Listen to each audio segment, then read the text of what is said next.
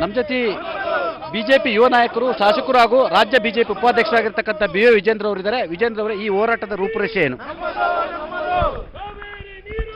ರಾಜ್ಯ ಸರ್ಕಾರ ಕಾವೇರಿ ವಿಚಾರದಲ್ಲಿ ಪದೇ ಪದೇ ಪದೇ ಎಡುತ್ತಾ ಇದೆ. ಈ ವಿಚಾರವನ್ನು ಗಂಭೀರವಾಗಿ ಯಾವತ್ತೂ ಕೂಡ ತೆಗೆದುಕೊಂಡಿಲ್ಲ.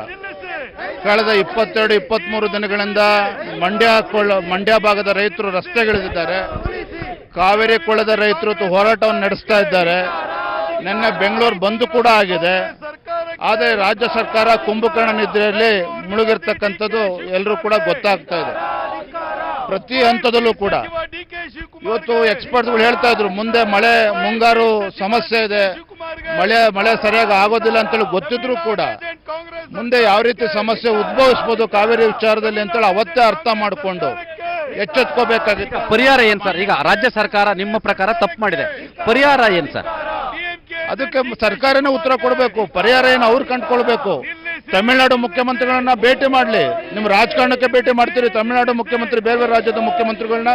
ಆದರೆ ರೈತರ ವಿಚಾರದಲ್ಲಿ ತಮಿಳುನಾಡು ಮುಖ್ಯಮಂತ್ರಿನ ಭೇಟಿ ಮಾಡಿ, ತಮಿಳುನಾಡು ಮುಖ್ಯಮಂತ್ರಿನ ಅವ್ರನ್ನ ಕನ್ವಿನ್ಸ್ ಮಾಡಿ, ನಿಮ್ಮ ರೈತರು 3ನೇ ಬೆಳೆಗೆ ನೀರು ತೆಗೆದುಕೊಳ್ತಾ ಇದ್ದಾರೆ, ನಮ್ಮ ಕಾವೇರಿ ಕೊಳ್ಳದ ರೈತರು ಮೊದಲ ಬೆಳೆನ ಇನ್ನೂ ಕೂಡ ಬೆಳೆದಿಲ್ಲ, ಕುಡಿಯೋ ನೀರಿನ ಸಮಸ್ಯೆ ಇದೆ ಅಂತೇಳಿ ಅಲ್ಲಿ ಮನವರಿಕೆ ಮಾಡಲಿ. ಅವ್ರನ್ನ ರಾಜಕಾರಣ ಮಾಡೋದು ಬಿಟ್ಟು. ಮಾಜಿ ಪ್ರಧಾನಿ HD ದೇವೇಗೌಡರವರು ಪ್ರಧಾನಿಯವರು ಮಧ್ಯಪ್ರವೇಶ ಮಾಡಬೇಕು ಮತ್ತು ಸುಪ್ರೀಂ ಕೋರ್ಟ್ಗೆ ಪರಿಶೀಲನಾ ಅರ್ಜಿ ಹಾಕಬೇಕಂತೇಳಿ ಪತ್ರವನ್ನು ಬರೆದಿದ್ದಾರೆ.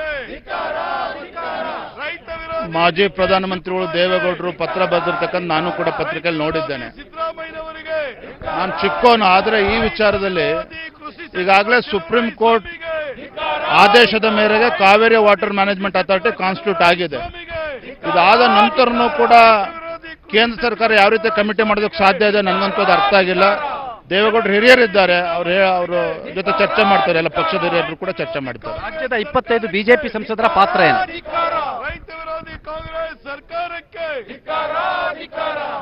ಎಲ್ಲ ಸಂದರ್ಭದಲ್ಲೂ ಕೂಡ ಟ್ರಿಬ್ಯುನಲ್ ಏನು ಆದೇಶ ಮಾಡ್ತದೆ ಅದು ಆದೇಶನ ಪರಿಪಾಲನೆ ಮಾಡಿಕೊಂಡು, ಯಾವಾಗ ಟ್ರಿಬ್ಯುನಲ್ ಅಪ್ರೋಚ್ ಮಾಡಿ ತಮಿಳುನಾಡು ಏನು ನೀರನ್ನು ಉಪಯೋಗಿಸ್ಕೊಳ್ತಾ ಇದೆ, ವಾಟರ್ ಮ್ಯಾನೇಜ್ಮೆಂಟ್ ಸರಿಯಾಗಿ ಮಾಡ್ತಾ ಇರಲಿಲ್ಲ, ಅವತ್ತೇ ಎಚ್ಚೆತ್ಕೊಂಡು ಅಲ್ಲಿ ಅಬ್ಜೆಕ್ಷನ್ ಫೈಲ್ ಮಾಡೋದು ಬಿಟ್ಬಿಟ್ಟು ನೀರು ಈಗ ಕಾವೇರಿ ರಿವರ್ ಬೇಸಿನ್ ಸಂಪೂರ್ಣ ನೀರು ಖಾಲಿ ಆದಮೇಲೆ ಲೋಕಸಭಾ ಸದಸ್ಯರು ಏನು ಮಾಡೋಕ್ಕೆ ಸಾಧ್ಯ ಇದೆ?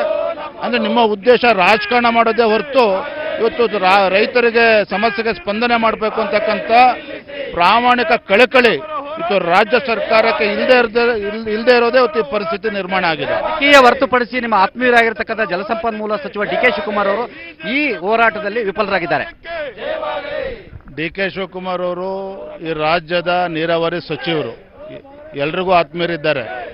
ರೈತರ ವಿಚಾರ ಬಂದಾಗ ಈ ಆತ್ಮೀಯತೆ ಪ್ರಶ್ನೆ ಬರೋದಿಲ್ಲ. ಇಲ್ಲಿ ರೈತರು ರಸ್ತೆಗಳದ್ದು ಹೋರಾಟ ಮಾಡ್ತಾ ಇದ್ದಾರೆ, ಪರದಾಡ್ತಾ ಇದ್ದಾರೆ. DK ಶಿವಕುಮಾರ್ ಒಂದಂತೂ ಸ್ಪಷ್ಟವಾಗಿ ಹೇಳ್ತಾನೆ, ಅವರು ಫೈನಾನ್ಸ್ ಮ್ಯಾನೇಜ್ಮೆಂಟಲ್ಲಿ ಎಕ್ಸ್ಪರ್ಟ್ ಇರ್ಬೋದು, ಆದರೆ ವಾಟರ್ ಮ್ಯಾನೇಜ್ಮೆಂಟಲ್ಲಿ ಪ್ರತಿ ಹಂತದಲ್ಲೂ ಕೂಡ ಎಡವಿದ್ದಾರೆ ಅಂತಕ್ಕಂಥ ಸ್ಪಷ್ಟವಾಗಿ. ಅವರು DK ಶಿವಕುಮಾರ್ ರಾಜೀನಾಮೆನ ಈಗ ತಕ್ಷಣ ಕೊಡ್ಲಿಕ್ಕೆ ಆಗ್ರಹಿಸ್ತೀರಾ? ಏನಣ್ಣ? DK ಶಿವಕುಮಾರ್ ರಾಜೀನಾಮೆಗೆ ಆಗ್ರಹಿಸ್ತೀರಾ? ಎಲ್ಲ ಹಿರಿಯರು ಬಂದೇ ಮಾತನಾಡ್ತಾರೆ ಅದ್ರ ಬಗ್ಗೆ.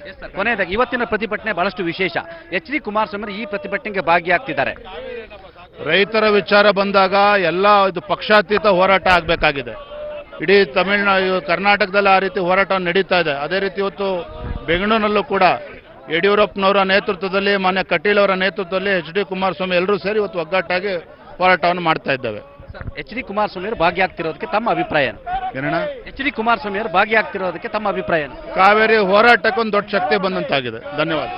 ಇದಿಷ್ಟು BY ವಿಜೇಂದ್ರ ಅವರ ನುಡಿಗಳು. ಒಟ್ಟಾರೆ ಇಲ್ಲಿ ಸರ್ಕಾರ ಸಂಪೂರ್ಣವಾಗಿ ವಿಫಲವಾಗಿದೆ ಎಂಬ ಮಾತನ್ನು ಕೂಡ ಹೇಳ್ತಿರುವಂಥದ್ದು. ಕ್ಯಾಮ್ರಾ ಪರ್ಸನ್ ನೂರ್ ಅಹಮದ್ ಜೊತೆ ಚಿದಾನಂದ್ ಪಟೇಲ್, ನ್ಯೂಸ್ 18 ಕನ್ನಡ, ಬೆಂಗಳೂರು.